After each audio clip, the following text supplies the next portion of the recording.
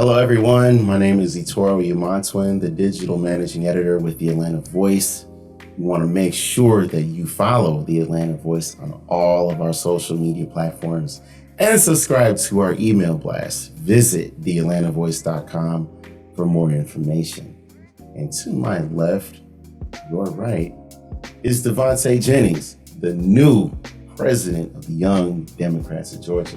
Welcome in. Bro, good to see you again. How you feeling, man? Too good. Ready to get to work. I love it. So, what got you inspired to get into politics? What moment? Can you tell me a moment or an idea that got you inspired to say, okay, I want to do this work? I actually remember the specific moment was when, at this time, I hated politics. I voted for Hillary Clinton. We didn't win. Automatically, I was like, this stuff gotta be rigged. Ain't no way America would choose this over that. So I was out of it, disconnected. And then at the time I was a little younger, regular job, no health insurance for real. So ended up having to go to one of those clinics where you can pay a little $30 fee, get you a little health screening, get you examined or whatever. And as I was right there at the counter, there was this guy kind of a little distance from me, and I wasn't ear hustling, but when someone's talking, you hear what they're saying. So basically he was like, yeah, I can't afford the $30 whatever, is there something we can do? And the lady was just like, yeah, you gotta go, basically. And the look on his face as he was walking out was just I don't know, it still sticks with me. And I was like, that's messed up, and how I can think of $30 is not that big a deal, even though I'm not getting paid a lot. I was like, dang, people really can't afford health insurance or healthcare out here. And I was like, how do you change that? And then I was just remember for some reason, Obamacare and healthcare was just popping in my head. And I was like, maybe this is what this is about. So then I was like, well, looks like we got to get involved with politics because you got to change policy. Looked up the Young Democrats of Georgia. Snowball effect. I love it.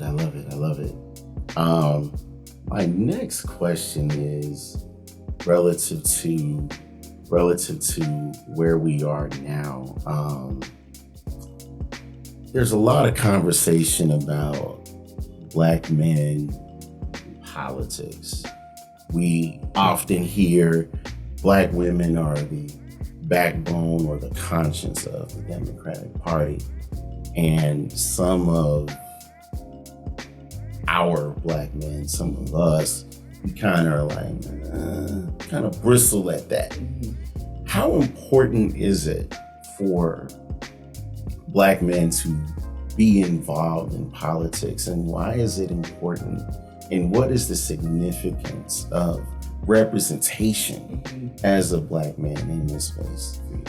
Yeah, I think it goes back to a little bit what I was just saying as far as my voice and wanting to change healthcare specifically led me to act on certain things, which then leads me to be able to get my voice to be heard. And I feel like Black men specifically need to get involved because we need to realize how much of an effect can happen when we are involved in these systems, when we are involved in the political process. I think a lot of it has to do with kind of maybe how I was thinking before, I cast a vote, it didn't go my way.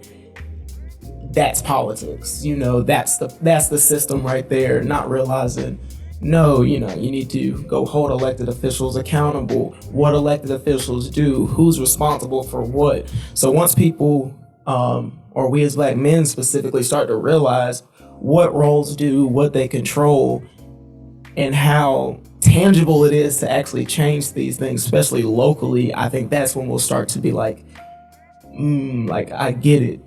This is why I should get involved. And I feel like, women, Black women specifically, they're just, how they are. Right. They're a lot more, right. They're smart. Right. Caroline Wanga, CEO of Essence Ventures, famously said during the festival, if Black man, if you reach a Black man, you can change the household. but if you reach a Black woman, you change the community. And God, yes. that stuck with me. And then you kind of think about how many group chats, how many social media channels, how many, not to diminish, right? Not to diminish what we bring to the table. But I think the point she was making, the point that I'm making is like, all those things are real. Yeah. But at the same time, it is more meaningful to the Black woman if the Black man is by her side in the middle of these fights for not only just democracy, but the maternal mortality fight, the equality fight in regards to equal pay. And, it is important to have that solidarity. Oh, 100%. And I feel like you see it with the young Democrats of Georgia right now. I like to think of myself as pretty smart, great leader, but my executive vice president is a Black woman. And when I tell you behind the scenes be making all that stuff shake, like shout out to Elise Wade, by the way. That is like how it just, it's like you were saying, the balance though. Like I have strong skill sets in certain areas. She has strong skill sets in certain area, but I mean, in a lot of these organizations, it is a Black woman's brain that's really kind of steering the ship, really. Exactly. What was we talked earlier about State Representative Miller, Tanya Miller, State House District 62. She recently penned an op-ed, and we'll get into that later, but you interned with her, is that right? Yeah, current chief of staff, actually. Wow. So what is it like not only just working with her, but also being at the ground floor of where, for lack of better terms, the epicenter of Georgia politics right now, the Gold Dome State Capitol? Yes. Working with Representative Miller specifically, she's a beast. 100%. Like, I feel like what people see is a drop in the bucket of like actually how she is. And I say that in the greatest way, because what being under her, working under her, has taught me specifically one thing is attention to detail.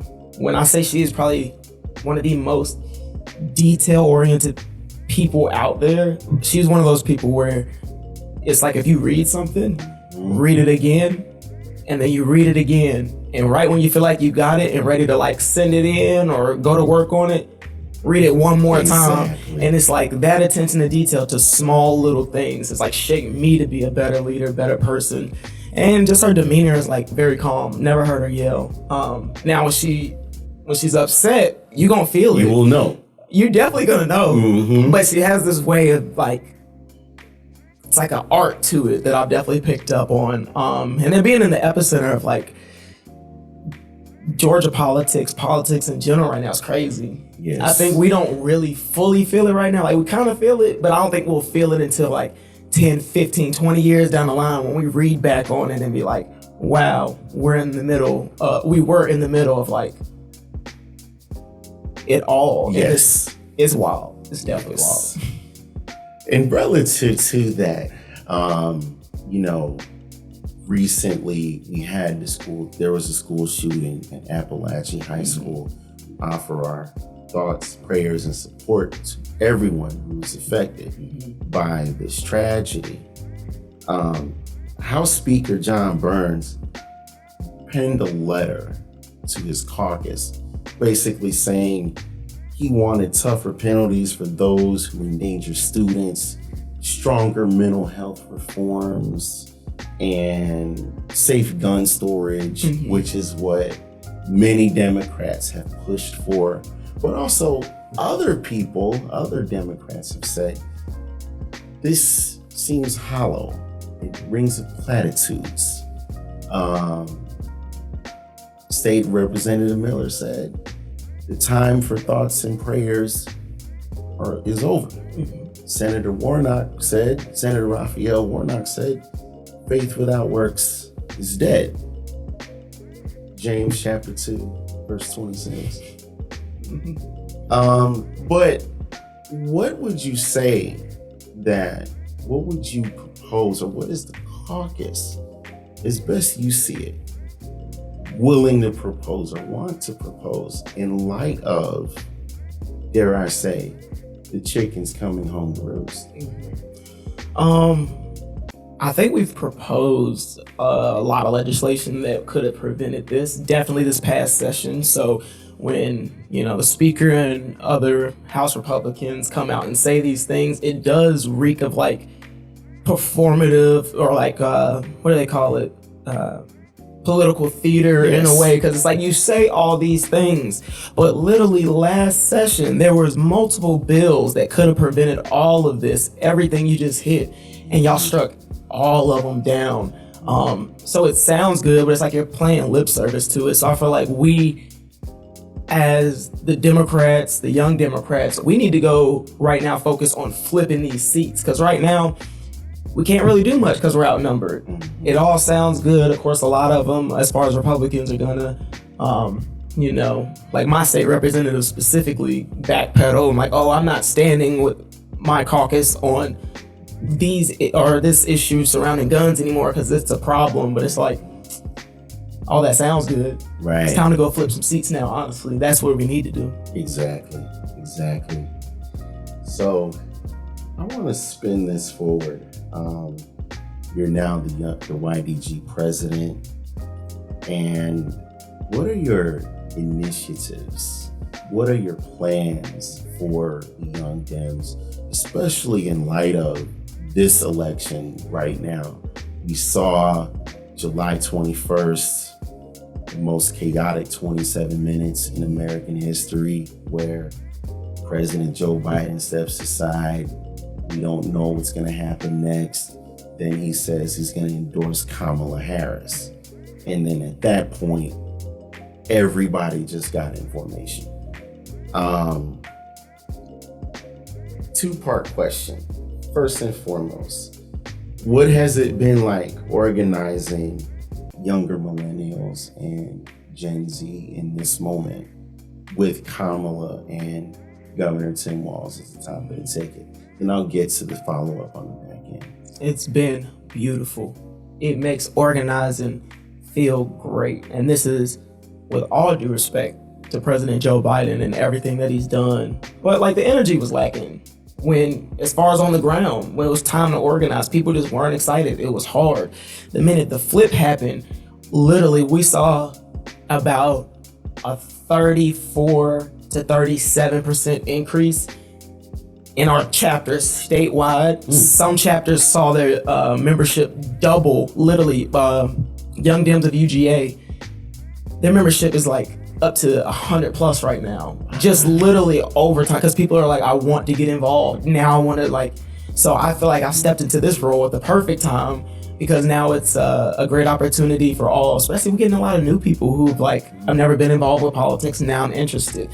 Bring them in and be like, hey, let's keep the momentum going. Let's keep the excitement going, which brings it into the initiatives. My number one initiative right now is paid internships and opportunities for young Democrats.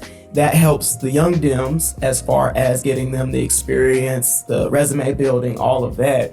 But what I've noticed working with Representative Miller, what I just peeped from a lot of Democrats in the House specifically, they don't have any help. So they're going to battle against Republicans who are staffed up. I mean, they so staffed up and pouring money into their interns and staffers to where they got a chief of staff, they got 2 interns, and then an executive assistant that whenever they're hungry, Meanwhile, our reps are having to read 8 pieces of legislation before a committee hearing, and then a random bill get thrown at them an hour before their committee that's like, hey, we're about to vote on this. They're fumbling binders and papers because it's one person. That's a huge workload on one person. We need to alleviate that by staffing them up with young Dems, and that's what we're going to do. That's our biggest initiative. Yes. And my follow-up question is this: what are there any specific policies that the Young Dems are advocating for, that they want to see, not only just the top of the ticket, but also down ballot, support? I mean, the number one that has always been, of course, is cannabis reform. But that's so known that it's we don't really consider that a priority. We all know we want this. We all know it's going to be some work. So aside from that, a smaller piece would be a requirement for safety equipment for any of the public bicycles or electric scooters, because they make you sign these waivers and stuff like that, saying, hey, wear a helmet, but who carries a helmet with them every day? So that's one small piece. And then a big piece that we just kind of came up with yesterday, brainstorming, is to basically get rid of, if you get pulled over for a tail light, trying to, and this is a complicated issue, we got to definitely talk to some attorneys like Rep Miller around it. Right. But now I stopped you for a brake light. Oh, now I smell weed. Oh, is that a gun in the car? Trying to figure out our way, you stopped him for a brake light, focus on the brake light. Focus on the brake light. So those are two big ones. One we feel like we can definitely get accomplished, and then one that's, we want to fight for. And that whole thing is an issue, because I remember, being in college and getting stopped because I had broken tail light, or the light that illuminates the license plate at night doesn't work. So I get pulled out the car, and then I'm asked to say my ABCs backwards, and people are wondering, okay, what else is there? Instead of just focusing on that one issue, which again goes back to, these things do tend to happen more to Black men and 100%. Minorities than they do anyone else, just 100%. because racial profiling, as much as they don't want to admit, still exists, very much exists. 100%. I mean, you got locks too. Right. I just got mine, but that is very much still alive. It is still a very real thing. And minus the locks, a Black man alone, there's a reason why we all consume cannabis at the same rates amongst our, other parts of the population. But we make up more of the prison population for these things. Right. So. Exactly. And then I think my final question, we pretty much touched on everything, but I want to ask you again, centering around Black men, the importance of mental health and emphasizing mental health, especially amongst us, because, we're always told, well, if we're going through something, you better go figure it out. You better don't come at me with no excuses. Tell me why. Woo. But deep down, you're really between a rock and a hard place. But talk to me about how mental health is important for us, but also having that support system when you do, as a leader, we as leaders and luminaries in our various circles, having that outlet or outlets to explain and talk things out and helping you navigate, these tough times. Yes, mental health is a huge thing. I think we have to understand the trauma that we've all been through, the trauma that lingers from generation to generation, and it's okay not to be okay. It's okay to be I might need to go get help. I might need to talk to a therapist. Everyone else does, and it's okay. It's acceptable. It's this. In some cultures, it's normalized. Yeah, you don't got a therapist. Right. How you ain't got a therapist? Right. We also have to get rid of this kind of, I hate using the word, I'm trying to figure out another word for it, but this toxic masculinity of thinking, because I'm a man, I can't have feelings. I'm supposed to be a robot. You're not a robot. You have real feelings. You have real problems. And you bottling that up more leads to us crashing out the way we do. So a lot of people look at the crimes that happen, like these are just violent people, these are just criminals, not understanding most of these people just, anger issues that they need to get worked out, real life things at home that they don't know how to get off in another way, so they just release it in other ways that they see fit. But getting help, mental health is definitely important, and it's okay not to be okay. Absolutely. How can people connect with you?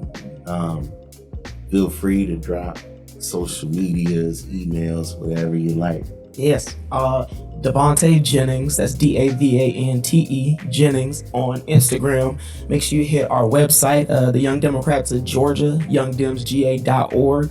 Please donate to us. We need the donations. We need to staff these interns. We need to get our legislators some help. So please hit that donate button. And they can email me, president@youngdemsga.org. There it is. Davante, thank you so much. This was fun. Shout out Atlanta Voice, man. Shout out Atlanta Voice. Make sure you follow The Atlanta Voice on all social media platforms at The Atlanta Voice. Subscribe to the our email blast. Visit theatlantavoice.com for more information. My name is Itoro Umontuen, and this is The Atlanta Voice.